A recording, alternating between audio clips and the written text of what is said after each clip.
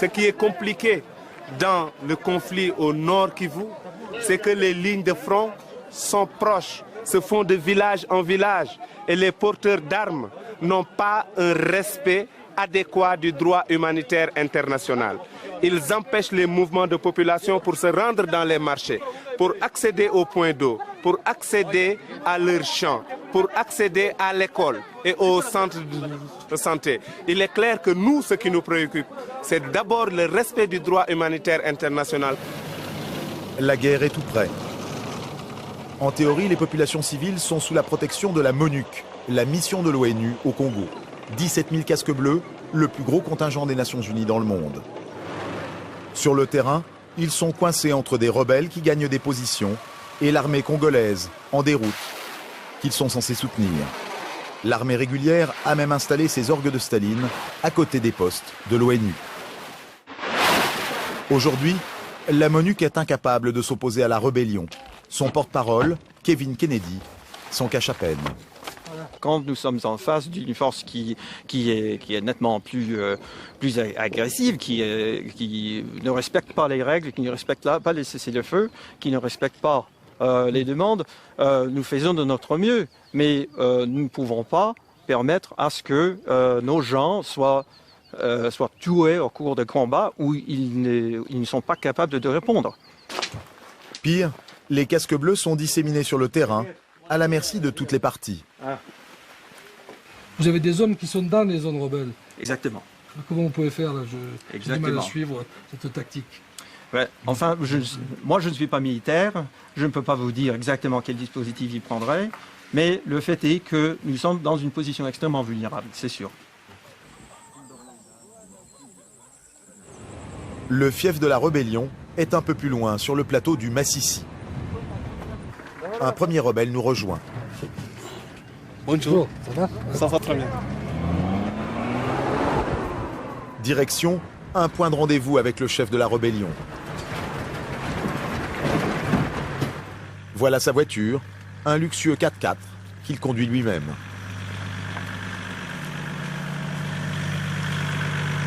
Laurent Kunda a la cinquantaine.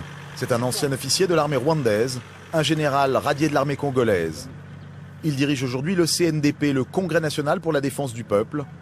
Stick à la main, uniforme impeccable, il a été formé à la britannique.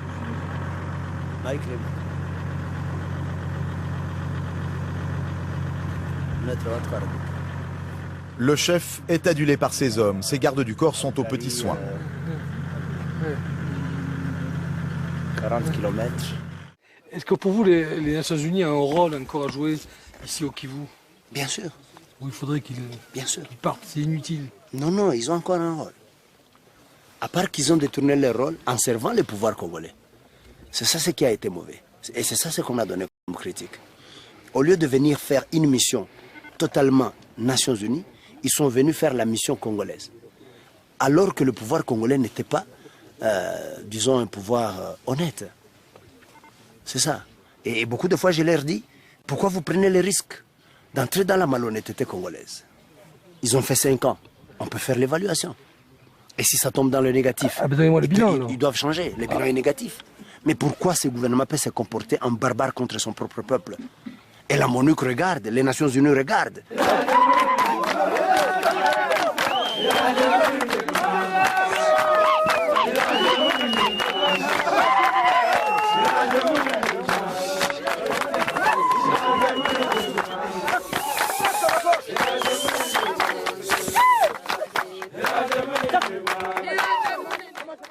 Parce que les combats se rapprochent trop de l'hôpital, qu'est-ce que vous faites? On continue en place.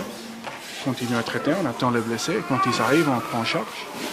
En fait, ce qui est là, c'est que cet hôpital, il prend en charge tout le monde. Oui. Tous, sans exception. Ici, il y a autant de groupes armés. Donc, tous savent que dès qu'il est blessé, il vient ici. Donc, il a tout intérêt à garder cet hôpital sain, sauf. Parce qu'il y a des combats pas loin? 2-3 kilomètres. Entre nous et ces combats, il n'y a pas 1 kilomètre. C'est à moins d'1 kilomètre. En direction des combats, la route est d'abord quasi déserte. Le CNDP, ils ont pris... Le CNDP se trouve ici, à 100 mètres d'ici. Vous allez attendre sur leur barrière. Et les combats, c'est des bananeries ou... C'est dans la brousse quelque part, dans le domaine des catales, plantations de café. Plantations de café? Oui.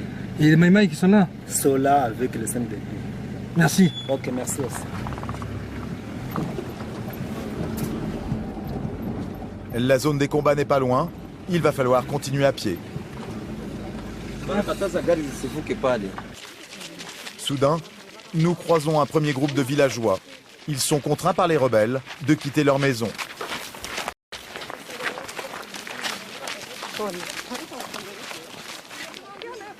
Puis, de plus en plus de monde qui fuit les tirs.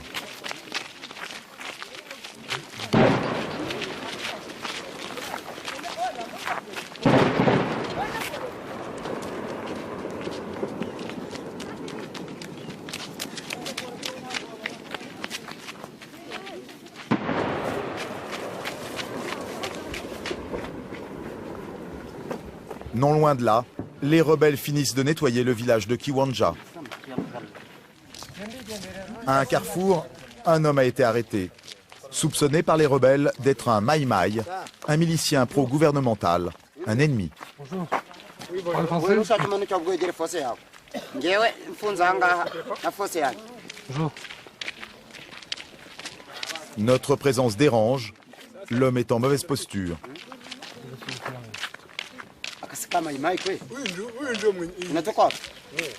Les rebelles hésitent. L'homme aura finalement la vie sauve. En quelques dizaines de minutes, la bourgade de Kiwanja se vide de tous ses habitants. Les rebelles du CNDP de Laurent Nkunda encadrent l'exode de ces villageois. Pas tous. Les jeunes, suspects aux yeux des rebelles de prendre les armes, ont choisi de se réfugier devant le poste de la MONUC. Ici, les casques bleus sont indiens. Ils restent l'arme au pied, protégés par leurs barbelés. Certains font des photos souvenirs sur leurs blindés plutôt que d'intervenir au mépris de leur mandat. Devant les casques bleus, les jeunes veulent quand même y croire. Oui, pourquoi vous êtes venu devant la MONUC? Bon, nous sommes venus auprès de la MONUC parce qu'on sait que la MONUC, c'est l'intervention rapide. Elle doit nous garder, nous protéger contre les CNDP. Et elle le fait ou pas? Elle vous protège, la MONUC? Oh, la MONUC doit nous protéger ici. Ici, sur place? Ici. Devant? Devant eux. Parce qu'ils ne peuvent pas vouloir qu'on nous tue devant eux. On n'a pas les moyens de se protéger, c'est ça. On veut maintenant la protection auprès de la MONUC. Ouais, ce n'est que ça. Là, au niveau de Nyongera, ici, pas loin de 200 mètres, tout le monde est déjà tué. Ces images ont été tournées le même après-midi dans Kiwanja, le village déserté par ses habitants.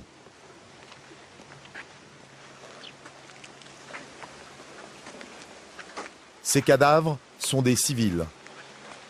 Ils ont été exécutés, selon les survivants, par des rebelles du CNDP. Certains ont été tués dans leur maison. Ce sont des vieillards qui sont déjà dans la cuisine pour préparer à manger. Alors les soldats de CNDP venus pour les tuer sur place.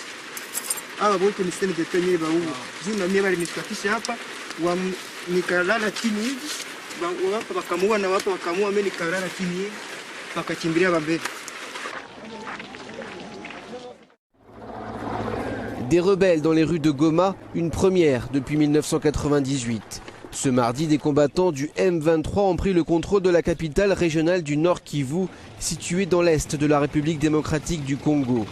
Les forces de l'ONU ont assisté impuissantes au combat, la faute à un mandat des Nations Unies qui les empêche d'agir. La France réclame une révision de ce mandat. L'objectif, jouer un rôle de médiateur dans la ville, sans toutefois prendre part au combat. Vu de l'extérieur, cela peut sembler étrange de voir des soldats qui ne combattent pas. Mais les casques bleus ne prennent pas part à la guerre civile. Ils ne sont pas là pour faire le travail de l'armée nationale.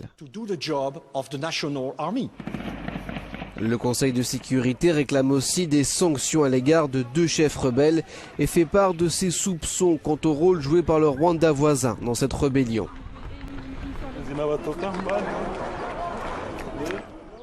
Nous abritons aujourd'hui, nous, à Congo, à notre demande, la plus forte mission des casques bleus, qui est venue ici pour protéger les civils. lorsqu'il y a eu des conflits dans notre pays. Et aujourd'hui, ces casques bleus que nous appelons MONUSCO sont un tout petit peu critiqués, ça et là, par notre population et bientôt par nos députés, en commençant par moi-même, sur le rôle de la MONUSCO dans notre pays. Donc, il est temps pour que nous, Congolais, nous ouvrions un débat, un vrai débat, sur le rôle, la présence des casques bleus dans notre pays. En République démocratique du Congo. Alors, simple changement de nom, MONUC à MONUSCO. Je pense même que la MONUC a joué son rôle à un certain moment, parce que, avec le général Gay, je ne sais pas parce qu'il était africain, la MONUC s'est attaquée à certains camps des forces négatives de notre pays. Mais depuis qu'il y a des civils, parce que nous avons connu 3 chefs de mission, depuis qu'il y a des civils, nous avons l'impression que le mandat de la MONUSCO, en tant que Congolais, doit être... il faut qu'on réfléchisse là-dessus. Parce que chaque fois que la mission de la MONUSCO, des Nations Unies, des casques bleus, arrive à terme dans notre pays, il y a toujours des problèmes à l'Est. Souvenez-vous de juin 2004, où moi-même je me suis levé avec le phénomène Tige, où j'ai récolté 117 000 $, parce que Mouteboussi venait de prendre un certain 2 juin la ville de Bukavu, et il est passé devant les militaires, les soldats des casques bleus, pour entrer dans la ville de Bukavu. Souvenez-vous, en 2008, 4 ans après, donc fin mandat de la MONUC, Kunda Batware menace d'entrer dans Goma, et le passage ne lui a pas été laissé par nos amis de MONUSCO. Et maintenant, 2012, fin mandat MONUSCO, presque même période, juin, on nous sort M23. Donc nous nous posons la question, et il s'avère aujourd'hui... M23 serait en complicité avec la MONUSCO, selon vous? Selon des témoignages que je viens de recueillir, je détiens par devers moi un DVD réalisé par des éléments bruts qui viennent de m'être envoyés aujourd'hui par nos amis de l'agence Reuters, en tout cas. Mais c'est incroyable. On a tué, massacré des femmes et des enfants à 20 mètres des postes de MONUSCO. Il y a des militaires congolais qui sont blessés, mais que la MONUSCO refuse de soigner parce que ce n'est pas dans le mandat. Donc, devons-nous, Congolais, qui avons fait venir chez nous des hommes armés, surarmés, avec des hélicos, des armes, des chars, pourquoi la MONUSCO ne fait pas comme en Somalie? En Somalie, on protège les civils, mais on neutralise en même temps les forces négatives. Les assaillants, donc. Pourquoi chez nous, et moi je dis, ils sont 21 000, et moi ça m'a révolté de voir qu'à l'Est il y a des problèmes. Pendant ce temps, quelques éléments de MONUSCO, pas tous en tout cas, sont en train de faire du ski nautique sur l'océan Atlantique à Mwanda, ou ici à Kinshasa. Ça me révolte, pendant que d'autres traînent encore à Kananga, à Mbujimaï, à Kolwezi. Ils sont même ici à Kikwit. Ils sont même à Kikwit, où il n'y a rien. Alors, donc moi je me dis, si les 18 000, ils sont 21 000 au total, s'il y a 15 000 hommes armés se déployer à l'Est, dans 2 heures du temps, les FDLR et leurs alliés n'existeraient plus. Ah voilà. Alors nous revenons d'abord sur cette question qui est d'actualité. C'est tout à l'heure, selon l'AFP, les Nations Unies affirment avoir de preuves que la mutinerie dans l'armée congolaise du mouvement M23 à l'est de la RDC est alimentée par des recrues et un soutien militaire du Rwanda voisin. Votre avis d'abord? D'abord, il faut que je vérifie. AFP, ce n'est pas la Bible. Donc ce sont des gens, pour quel but ils le font? Pourquoi avant ils ne l'ont pas dit? Tant que les élus locaux ont crié chaque fois que la MONUSCO connaissait très bien, savait traquer, parce que ce qui vient de se passer dans le territoire des Calais, c'est que la MONUSCO a précédé les tueurs des FDLR. Ça, c'est la population. J'ai un DVD où des mamans parlent, on a brûlé des mamans, c'est comme si on provoque une situation d'instabilité pour justifier la continuité, si pas la continuation du mandat en RDC.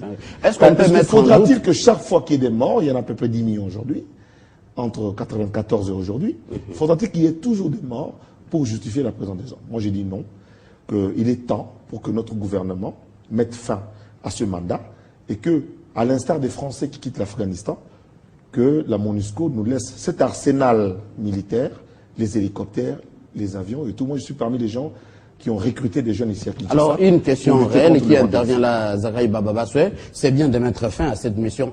Réellement, vous êtes élu du peuple. Avons-nous une armée pour assurer la sécurité si la MONUSCO partait? J'ai dit Ou oui. notre armée est-elle J'ai dit oui. Aujourd'hui, nous avons des hommes et des femmes motivés, fatigués, révoltés, qui sont prêts à défendre leur territoire. Vous savez, si je peux lancer un appel maintenant pour dire que, ne fût-ce que de manière symbolique, pour Télé 50, s'il y a des jeunes ici à Kinshasa qui veulent aller se battre à l'Est, nous remplirons le stade de martyrs. Donc nous avons aujourd'hui nos enfants, nos filles, qui sont prêts à se mettre debout, à se lever, à condition que nous ayons la même logistique. Sur le plan logistique, la MONUSCO est bien équipée, mais pourquoi la MONUSCO ne neutralise pas M23, FDLR et tous les autres? Pourquoi? Alors, il faut qu'on se pose la question. La recrudescence de l'insécurité à l'Est, voire tous ces conflits qui perdurent, est-ce qu'on peut remettre en cause la volonté des Nations Unies, cette MONUSCO, à mettre fin à toutes ces crises? Le problème, c'est au niveau du Conseil de sécurité. Un militaire obéit aux ordres. Il faudra, à deux niveaux, d'abord que nous, Congolais, que nous ouvrions un vrai débat sur le rôle de la MONUSCO dans notre pays. En envoyant un signal clair à New York, aux 5 membres du Conseil de sécurité, c'est à eux que nous devons nous adresser. Que nous sommes mécontents de la manière dont la mission est menée dans notre pays, avec par-ci par-là des critiques qui se font sur le comportement ou l'agissement, le laxisme ou même le tourisme des éléments du casque bleu dans notre pays. C'est le mot qui a vraiment fait mal, chagriné les membres des Nations Unies. Ils vous ont accusé des touristes par vous, députés de la majorité. Voici la réaction de la majorité. La déclaration du député Bababaswe est une insulte. Alors, vous maintenez votre point de vue? Vous m'appelez député. Mais le porte-parole m'appelle monsieur Bababaswe. Un ambassadeur, on l'aime, on l'aime pas, il est ambassadeur. Moi, je suis député élu. Au Congo, un député se fait appeler honorable. J'ai été cité 7 fois par le porte-parole, un fonctionnaire de la MONUSCO. Il me traitait et me donnait des conseils de genre ou des ordres dans un ton qui rappelle une autre époque, la colonisation. La MONUSCO n'est pas ici en terrain conquis. Ils sont ici à l'invitation des Congolais. Ce sont des frères africains, ce sont des frères du monde qui sont venus pour nous soutenir. Mais un député au Congo, son nom, qu'on l'aime ou qu'on l'aime pas, se fait précéder par le terme honorable. Nous parlons et par conséquent, eh bien, monsieur le porte-parole, monsieur Moubaï, doit savoir que j'ai été élu à Kinshasa, c'était pas facile, et qu'un député national ne discute pas avec un fonctionnaire. Il est fonctionnaire international, je l'ai été à l'Union européenne, il peut vérifier, 2 ans durant, je suis respecté des autorités belges. Donc il faut qu'il me respecte, parce que si j'étais sénateur américain, il ne m'aurait pas appelé par monsieur. Si j'étais syrien ou irakien, il ne m'aurait pas dit de la sorte. Alors, donc, être fonctionnaire, le pays, le Congo, c'est notre pays, et ça m'a révolté. J'ai demandé son expulsion, parce qu'il n'en est pas à son premier égarement. Il traite tout, dans la même conférence de presse, il parle de notre police comme s'il en avait le droit. Je dis non, il est temps. Simple proposition verbale ou il y a une procédure? Vous savez, je suis député, il y a une procédure pour demander ce genre de choses. Je passe par le bureau du Parlement pour que le gouvernement, toutes affaires cessantes, expulse ce monsieur qui ne respecte pas les autorités du pays. Je suis une autorité du pays. Il n'a pas le droit de rappeler à un député. Quand il dit « je rappelle à M. Bababaswe ». M. Bababaswe doit savoir, je ne suis pas son ami. Je suis un élu, je suis une autorité congolaise. Il est là, à la demande de mon gouvernement, il partira à l'initiative d'un député que je suis. Et quand il dit que vous avez été journaliste avant de devenir député national, et que vous avez failli à votre... Mais qu'il rappelle aussi aux toléquistes de Kisangani qu'il était toléquiste avant d'être député. Qu'on ne se joue pas avec des gens. Je suis un député national. Ça doit être entendu comme tel. Je suis une autorité de pays, élu le même jour que le chef de l'État. C'est votre point. Je peux être mal payé, misérable, tout ce qu'il veut, mais un fonctionnaire, fût-il international, là on ne transigera pas, il y aura fermeté, sévérité. Je demande son expulsion pure et simple de notre pays. Alors, il a fait un parallélisme. Lui, c'est Manodje Mounoubaï. Avec la police nationale congolaise. Oui, avec la police nationale congolaise, disant... De quel droit? L'incapacité avec la recrudescence des Koulouna ici à Kinshasa, a-t-il raison de faire cette comparaison? Comparaison n'est pas raison. Et M. Mounoubaï doit savoir qu'il est simple porte-parole. Ça veut dire un haut-parleur. Il parlait au nom de qui? Il ne doit pas juger notre police, c'est notre police nationale. Notre police mérite du respect, nous avons des problèmes, nous cherchons à nous relever la tête, à devenir un pays normal. On fait des efforts, en commençant par le président de la République, toutes les institutions, le gouvernement vient de commencer. Un porte-parole n'a pas d'avis à émettre sur un gouvernement, surtout pas sur un député de la trempe de Zakari Baba. Alors, vous êtes député national à un certain moment, vos réactions, paroles engagent toute la nation congolaise. Vous ne voyez pas que vous voulez créer une crise entre la MONUSCO et l'État congolais? Pourquoi vous avez peur? On n'aura pas peur, c'est notre pays. Les problèmes de sécurité... De quoi alors vous accusez cette MONUSCO? Les problèmes... J'accuse la MONUSCO, je l'ai dit, de tourisme. J'accuse la MONUSCO de laxisme. Tous les rapports, les messages qui viennent de l'Est sont unanimes. Et depuis que j'ai traité la MONUSCO de touriste dans notre pays, eh bien, aucun Congolais, aucune association congolaise ne m'a contredit. Tout le monde est d'accord que M. Baba Bassoué, député national élu, ne fait que dire à haute voix ce que tous les Congolais pensent tout bas. Et même alors, je ne suis pas le premier à le dire. Il y a des collègues au Parlement qui s'étonnent de l'acharnement qu'il y a sur moi. Il y en a qui l'ont dit en face, qui le répètent chaque fois à l'Est, que non, c'est du tourisme, on est méchant avec eux. Mais pourquoi seulement quand il s'agit de députés le mieux élus, n'est-ce pas? Eh bien, ça soulève un tollé. J'ai dit non, c'est notre pays. Je suis député national, je suis chargé en tant qu'autorité de ce pays de parler. Alors, un porte-parole, je n'accepterai pas qu'il y ait des ONG, quelles qu'elles soient, qu'il y ait des associations, qu'il y ait des fonctionnaires internationaux nous dictent ce que nous devons faire, il n'en sera pas question. Le monde est mort pour ça, vous êtes mort pour ça. Je vous pose cette question parce que vous avez été stratège en communication. Est-ce que vous n'êtes pas en train de créer un événement pour faire votre popularité? Alors pour créer un événement, il faut en avoir les moyens. Si c'est un événement, tant mieux. Mais si mon peuple, aujourd'hui, congolais, qui, des familles, moi-même, fils de militaire, mon père est tombé au front. Donc c'est pour ça que je pense à tous ces casques bleus. Je pense aussi à tous ces éléments de FARDC qui se blessent, qui meurent au front. Il y a moyen d'arrêter. J'ai dit, MONUSCO, enfin peut-être, MONUSCO aujourd'hui ce sont des militaires, les pauvres, ils obéissent aux ordres. C'est à nous, Congolais, maintenant d'ouvrir un vrai débat sur le rôle de la MONUSCO, je l'ai dit, pour que nous adressions un message clair au Conseil de sécurité, surtout 5 membres permanents, pour que la mission de la MONUSCO dans notre pays soit redéfinie et réexaminée. Et moi, je propose Et qui va engager cette procédure? Mais c'est nous-mêmes, députés, déjà la semaine prochaine, nous allons inviter les ambassadeurs de tous les pays du Conseil de sécurité du pays permanent, qui viennent voir les images qui nous viennent des brutes, qui nous viennent de l'Est de la RDC. Les massacres qui ont eu lieu le 14 mai, c'est assez récent, c'est encore frais, les tombes sont encore fraîches. Donc, devons-nous continuer? Et alors que, quand les témoins disent, quand ils ont entendu des coups de feu, ils se sont dit que ça venait du côté de la MONUSCO. Donc, c'est un exercice.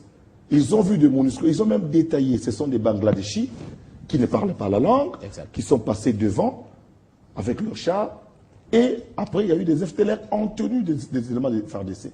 Alors, moi, en tant qu'autorité du pays, en tant que député élu national, ça doit m'interpeller. Je dois, en tant qu'intellectuel, me poser des questions. Mais nous avons 21 000 hommes ici. Qu'est-ce que ces hommes font? Ils sont surarmés, ils ont des chars, ils ont des missiles, ils ont des hélicoptères. Pourquoi n'agissent-ils pas comme en Somalie, la même mission des Nations Unies agit, traque les